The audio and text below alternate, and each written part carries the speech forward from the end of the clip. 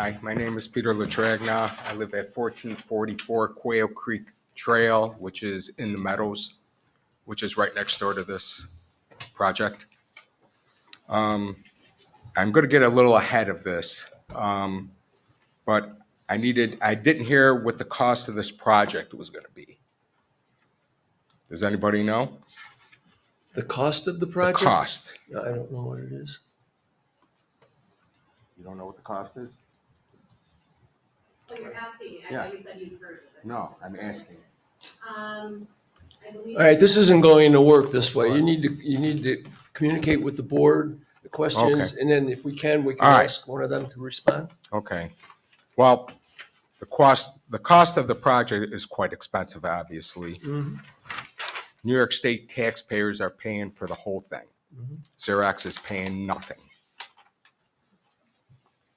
I need to know how many jobs this is going to create, permanent jobs, not temporary jobs. If the state is investing this kind of money into a project, it should be creating jobs.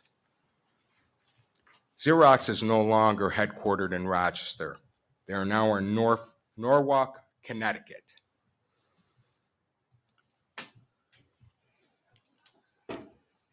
CEO Stephen Bandrowczyk, salary and compensation $14.3 million a year.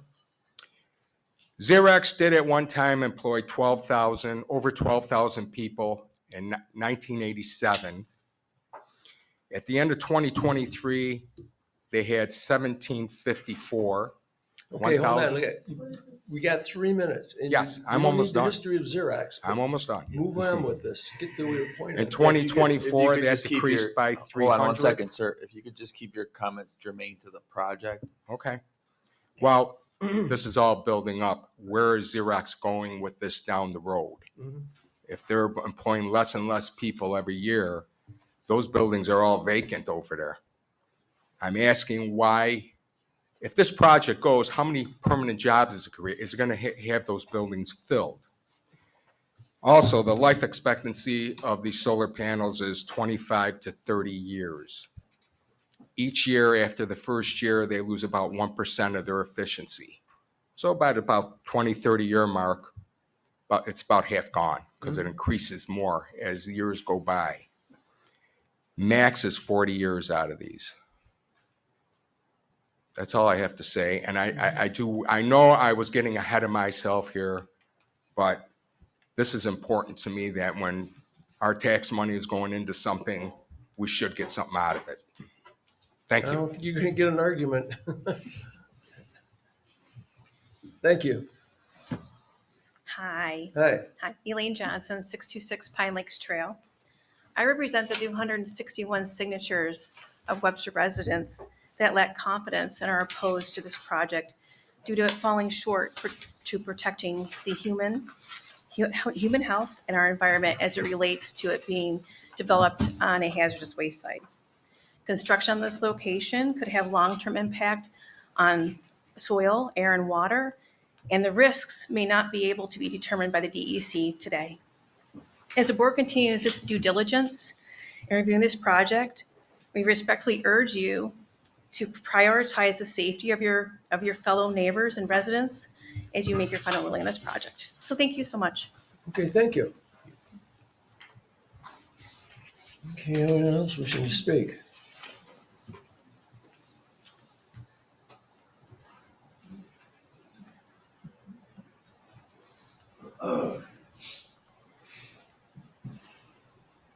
Oh, sorry. Did we say something bad or something?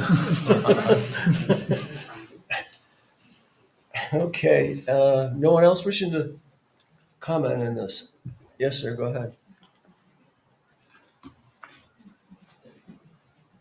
My name is Robert Curtis. I live at 1474 Bushwood Circle, and I just have a number of questions about the project. Mhm. How many trees are you taking down? Do you know how many Well, trees? just go ahead and ask the question. They'll take note of it, and then we'll have them respond. Okay. Next question. How many trees are taken down? Okay, what's the next question? Next question is, this will predominantly face south. We have aircraft that fly over from the south. on Bushwood, we sit and watch planes come in all the time. Uh-huh. What impact does this have, and has it been assessed on the visibility and any impact on the pilots going by? Can the board make them replace every tree with another tree on their property? Because they have a lot of property. If this is really a green project, then it ought to be a green project. Thank you. Okay, thank you. One of you folks want to address any of those questions? Sure, go ahead. I think he had like 3 questions. Tony, I think somebody was going to speak.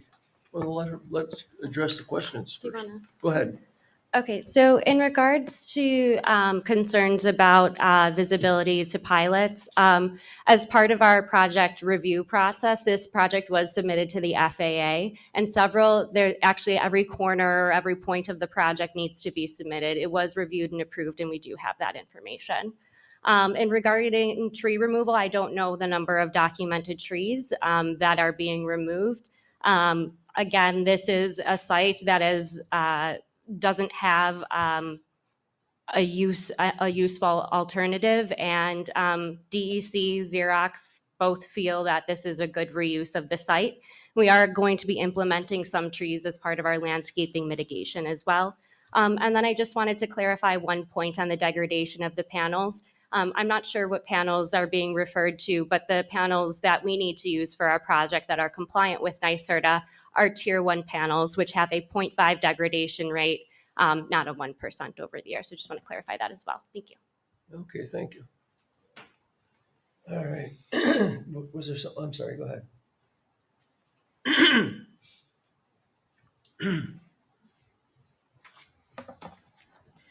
Hi, I'm Charlotte Kabili, and I live in Webster, and I'm just speaking on behalf of the Open Space Committee.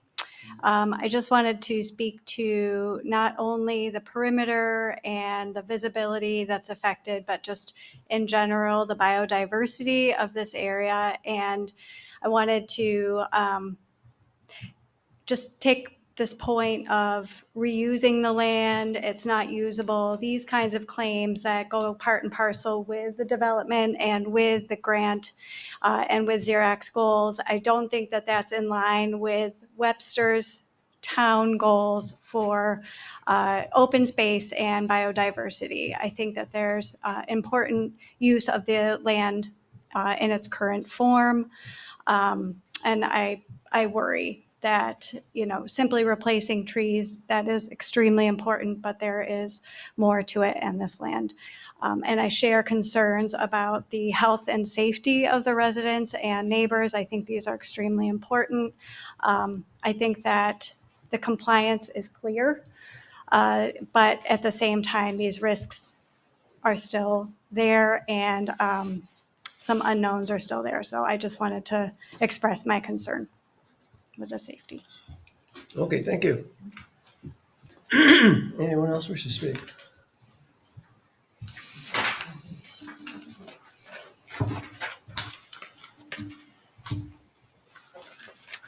Hi, my name is Mark Williams. I live at 1448 Quail Creek Trail.